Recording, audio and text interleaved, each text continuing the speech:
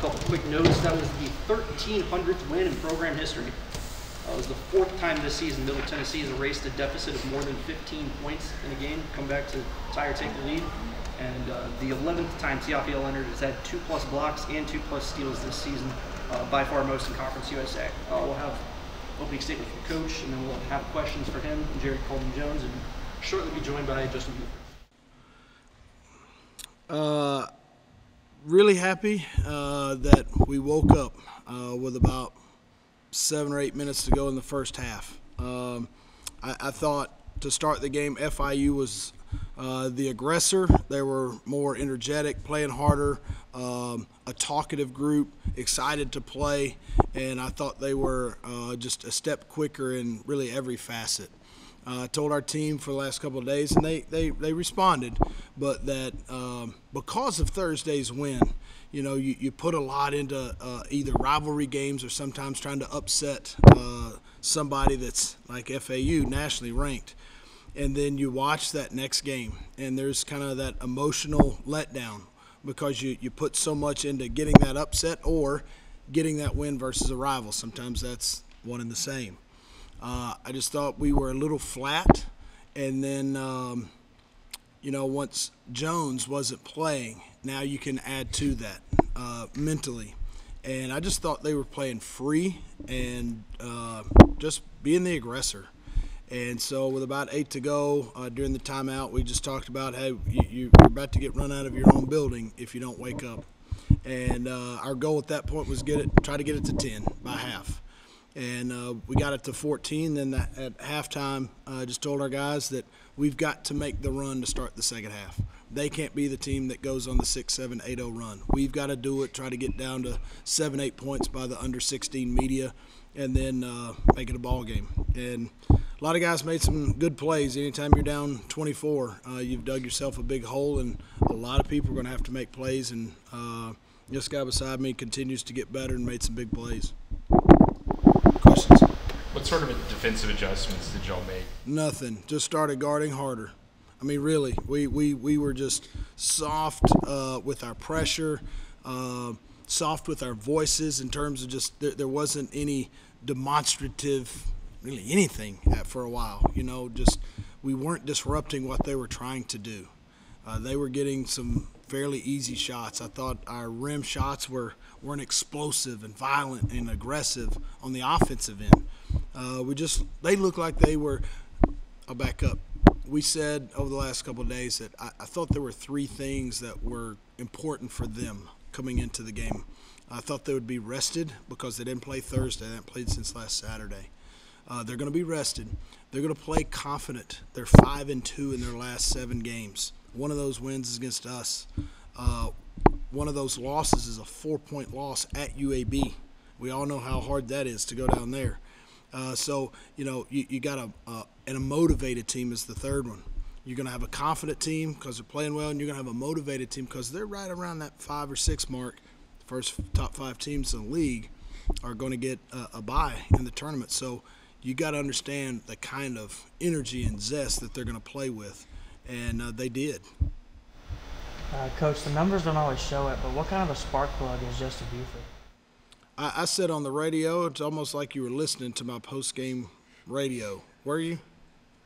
I think it's a great question and a great point. I just told you, and ask Jared, I just told our team that every play matters, and that young man ends up with 4 points and 3 rebounds. And one of his 3 rebounds was huge. It was an offensive rebound that bounced out to about the free throw line area. We ended up scoring on that possession. And then there's 3 seconds on the shot clock. We got it side out with 2 minutes to go in the game, up 2. He made 1 shot tonight. He was 1 for 6. But when the game was on the line, when he rose up, the way he conducts himself and how hard he practices every day, that dude just makes timely, big-time plays. The last 2 games, down the stretch, the game's close. He hasn't missed a free throw. I think the other night he was 4 for 4. Tonight he's 2 for 2. He's just a winner. And I would have 18 of those guys on our team if I could. Jared, it seemed like even after y'all turned it on in the first half, FIU was still getting a lot of those 50-50 balls, whether it was the ball just coming right to the shooter off the rim, some things maybe y'all can't control even if the effort was there. How did y'all rectify that and start winning more of those chances in the second half? We just looked at each other and told each other we got to go get the ball. I mean, it's been a conversation for us. You know, we played really good initial defense, and then we don't finish the possession. So, you know, for us, it was big for us to really look at each other and say, okay, go get this ball after this great defensive possession. So that's what we did. We just looked at each other and told each other, let's go get the ball. I think y'all had 5 offensive boards in the first half, 19 total for the game. It's 14 in the second half. How big was that for y'all to help spring that comeback to get all those extra chances on that side of the ball?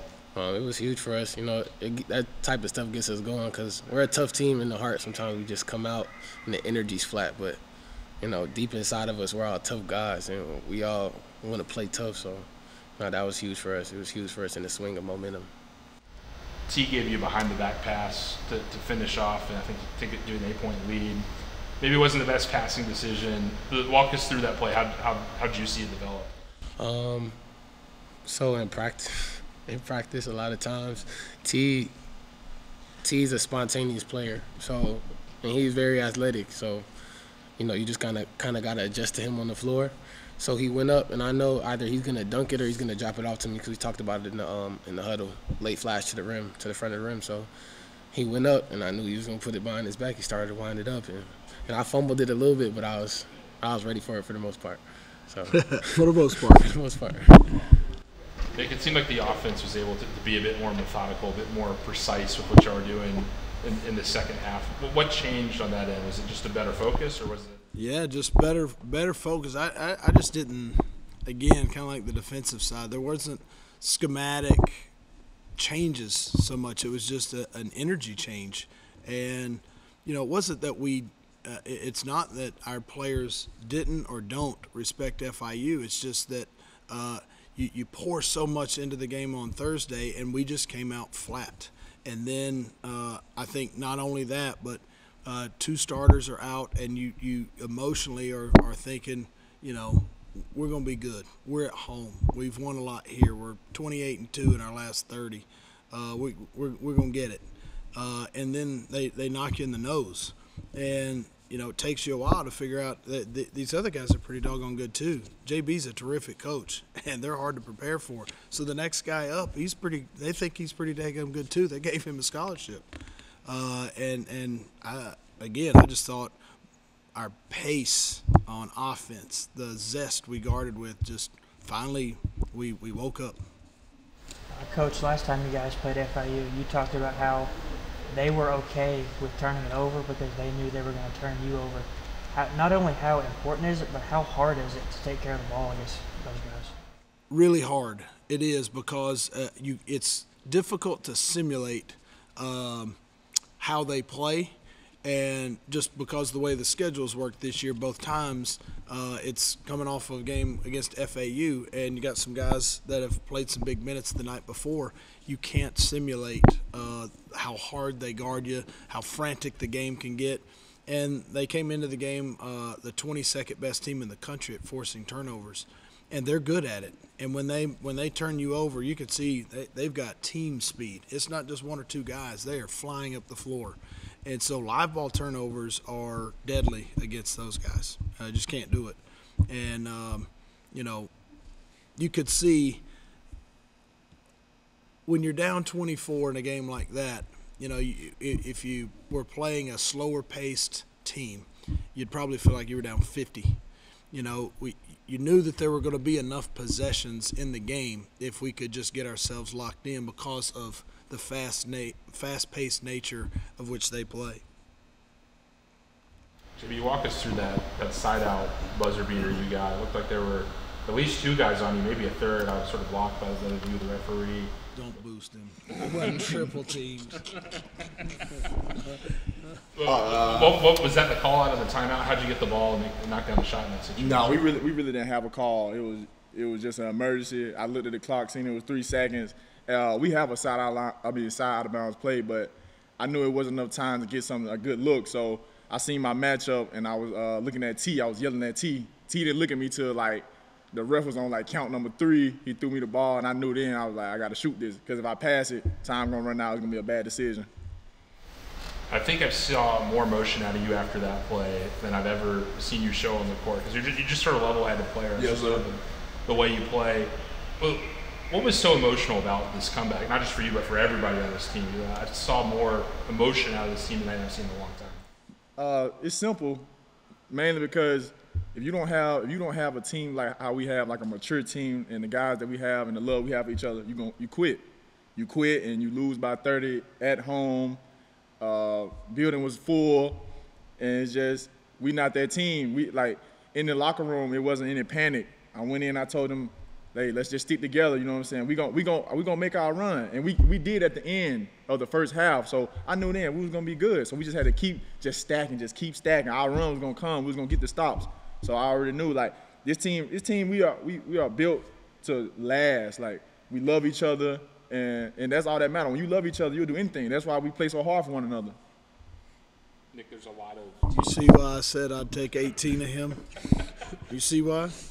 That man, you can't have enough people like that on your roster.